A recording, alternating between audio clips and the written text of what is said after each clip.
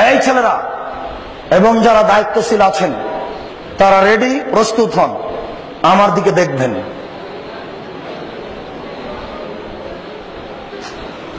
আল্লাহু আকবার বলে সালাতে দাঁড়াতে হবে। হাত দুটি এইভাবে উঠবে। আল্লাহু আকবার বলার পূর্বে দুটি কথা। পেশাব পায়খানার প্রয়োজন থাকলে সেরে আসুন। পেশাব পায়খানার পরে পানি দিয়ে পবিত্রতা অর্জন করুন। পানি না থাকলে ঢেল বা টিস্যু পেপার, আগে ঢেল টিস্যু পেপার পরে পানি, এ কথা মিথ্যে। আগে ঢেল টিস্যু পেপার পরে পানি, এ কথা মিথ্যে। পানি নেই, ঢেল টিস্যু পেপার দিয়ে পবিত্রতা অর্জন করতে হবে, এ কথাই ঠিক। ঢেল টিস্যু পেপার নিয়ে 40 কদম হাঁটা নোংরামি। পায়ের উপরে পা উঠানো এবং খক খক করে কাশা, এটা একটা হায়া লজ্জা না থাকার প্রমাণ। সাথে সাথে আপনি এখনই বললেন যে হাঁটুর উপরে কাপড় উঠলে ফরজ তরক হয়, তো আপনি ঢেল নিয়ে 40 কদম হাঁটেন কি করে?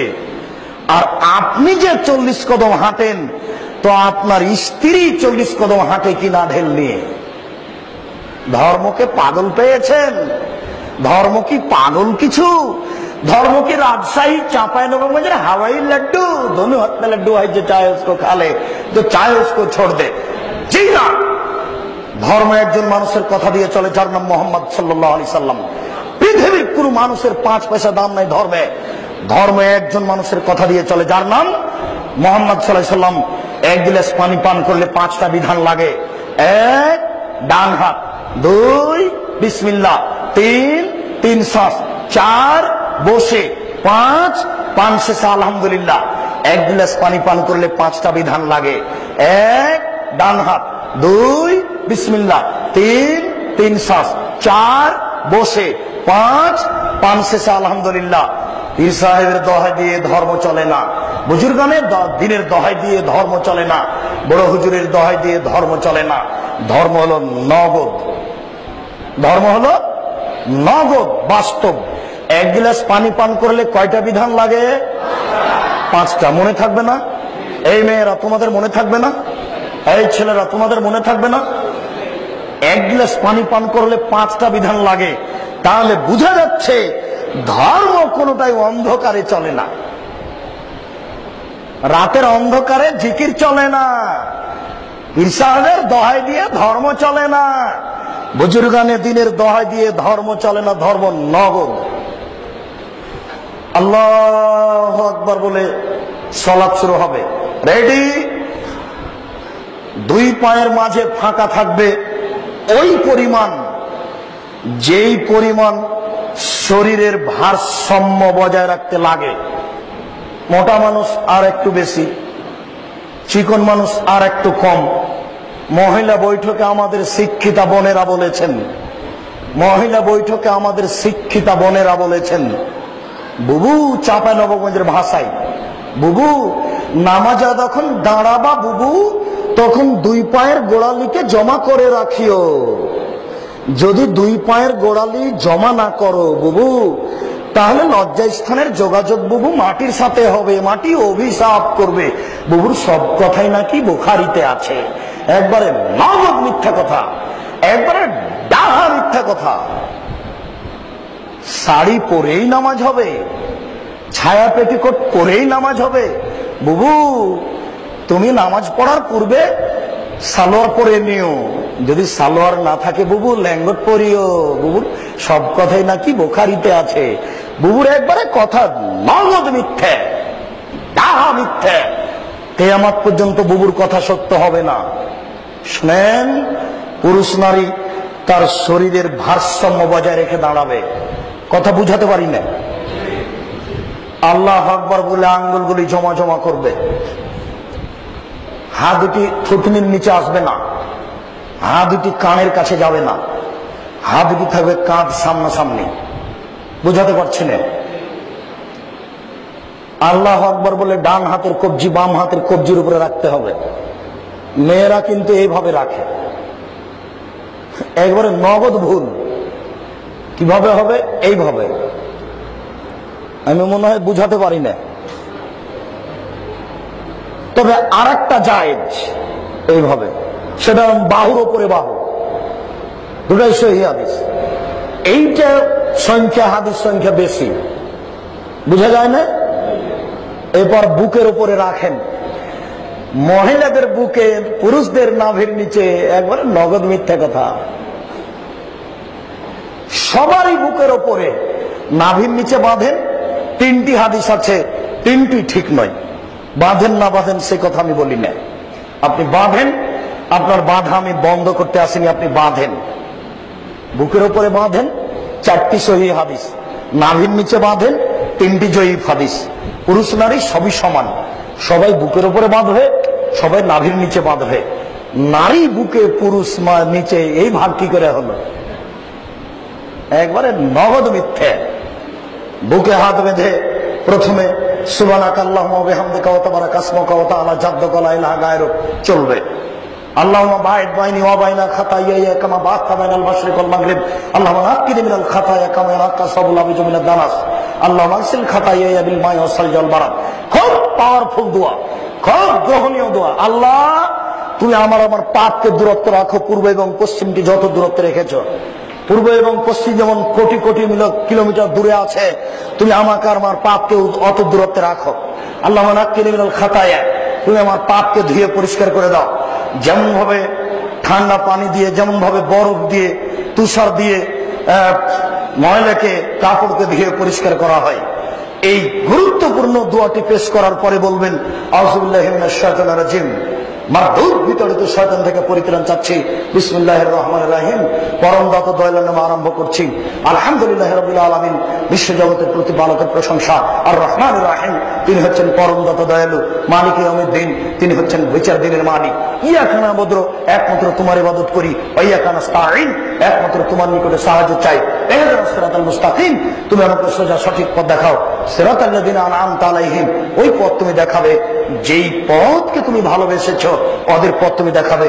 যাদেরকে তুমি ভালোবেসেছো ওদের পথ দেখায় না, যাদের প্রতি তুমি অসন্তুষ্ট। আমিন। দীর্ঘ সময় ধরে তোমার দরবারে যে প্রার্থনা করলাম, এটা তুমি কবুল করো। 8টি সহিহ হাদিস জোরে আর 1টি জয়ীফ হাদিস। চুপের কোনো প্রমাণ নেই। এরপর আপনি বলেন বিসমিল্লাহির রহমানির রহিম, পরম দাতা দয়ালুর নামে আরম্ভ করছি। যে কোনো সূরা, কুল হুয়াল্লাহু আহাদ। হে নবী, আপনি বলুন আল্লাহ একক, আল্লাহুস সামাদ, আল্লাহ নিরপেক্ষ মুখাপেক্ষীহীন।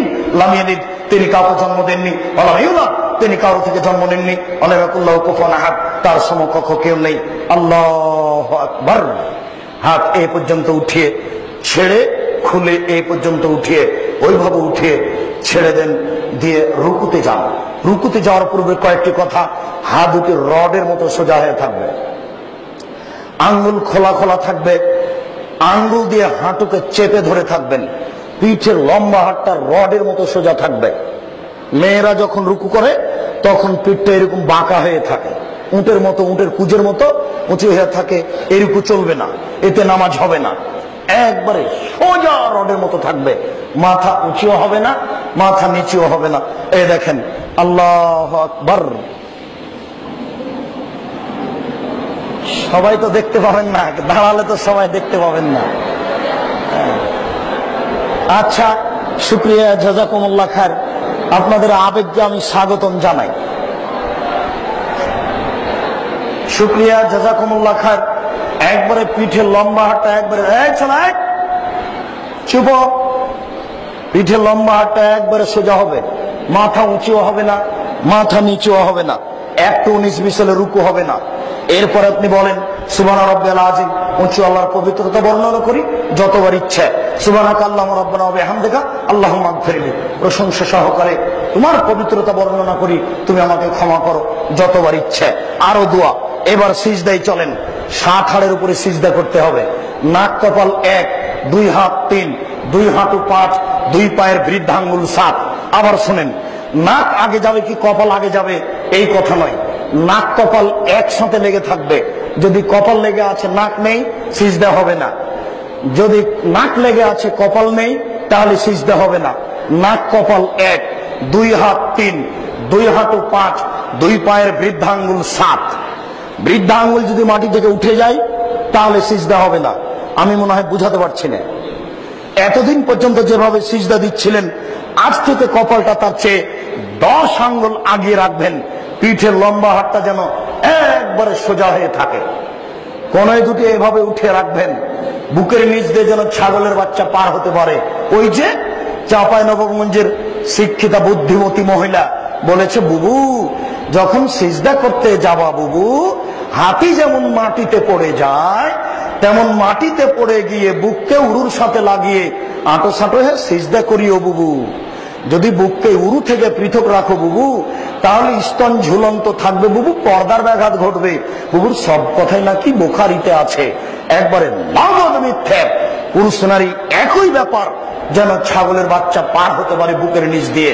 সুবহান রাব্বিয়াল আলা যতবার ইচ্ছে উঠে আসেন, আল্লাহুম্মা গফিরলি ওয়ারহামনি ওয়াহদিনি ওয়াফিনি ওয়ারজিকনি, আবার যান, উঠে আসেন, এই এক রাকাত আর এক রাকাত। এবার যদি আত্তাহিয়াতের বৈঠক হয়, বাম হাতটা হাঁটুর উপরে রাখেন, বাম পায়ের পাতার উপরে বসেন, ডান পা দাঁড় করে রাখেন। আর যদি সালামের বৈঠক হয়, তাহলে বাম পাটা ডান দিকে বের করে দেন, আর পিছন নিতম্ব মাটির উপরে রাখেন, বাম হাতের আঙ্গুল এইভাবে জমা জমা করে রাখেন, ডান হাতের কনিষ্ঠ আঙ্গুল দুটি জমা করেন। এরপর 3 নম্বর আঙ্গুলের নখের উপরে বৃদ্ধাঙ্গুলের পেট রাখেন। রাখেন তো দেখি আপনারা।